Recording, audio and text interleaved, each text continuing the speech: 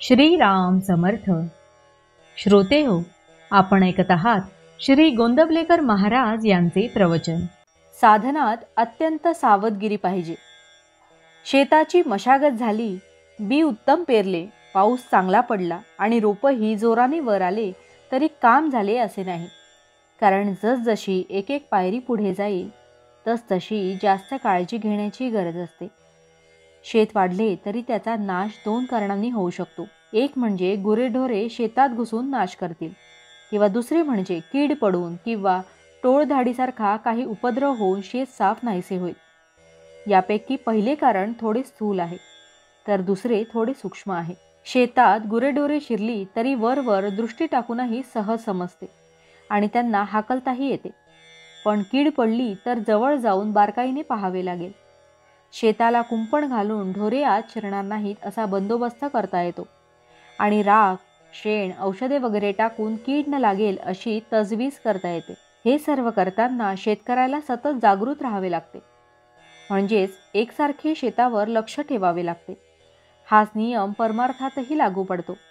साधकाने अत्यंत काळजीने वागणे जरूर आहे.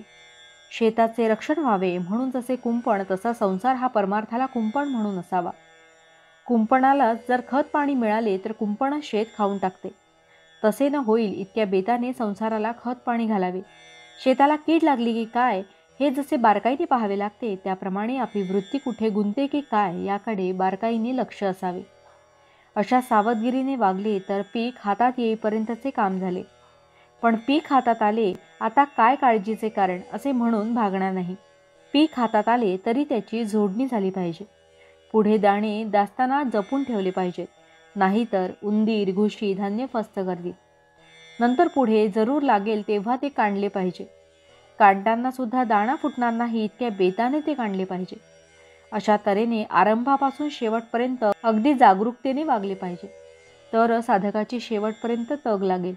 नाहीतर मध्येच निष्काळजीपणामुळे आणि सर्व काही हाती आले अशा भ्रमाने वागले तर प्रगती थांबेल. अशी उदाहरणे फार आढळतात. म्हणून अतिशय सावधगिरीने वागावे. जो साधक प्रपंचामध्ये असेल त्याला प्रपंची लोकांच्या संगतीत राहावे लागणार, पण त्याने फार सांभाळून राहायला पाहिजे. आपली वृत्ती केव्हा बदलेल याचा नेम नसतो. खरोखर परमार्थ ही कठीण शिकारच आहे.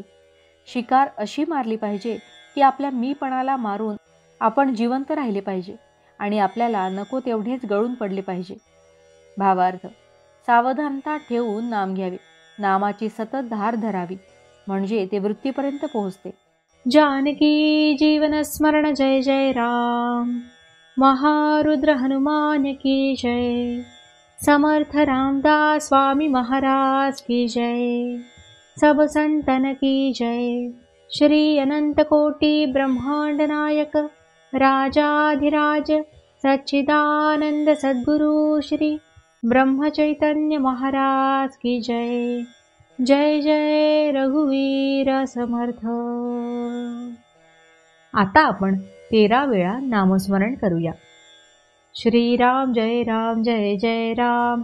श्रीराम जय राम जय जय राम. श्रीराम जय राम जय जय राम. श्रीराम जय राम जय जय राम. श्रीराम जय राम जय जय राम. श्रीराम जय राम जय जय राम. श्रीराम जय राम जय जय राम. श्रीराम जय राम जय जय राम. श्रीराम जय राम जय जय राम. श्रीराम जय राम जय जय राम.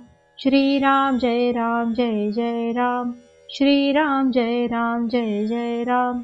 श्रीराम जय राम जय जय राम.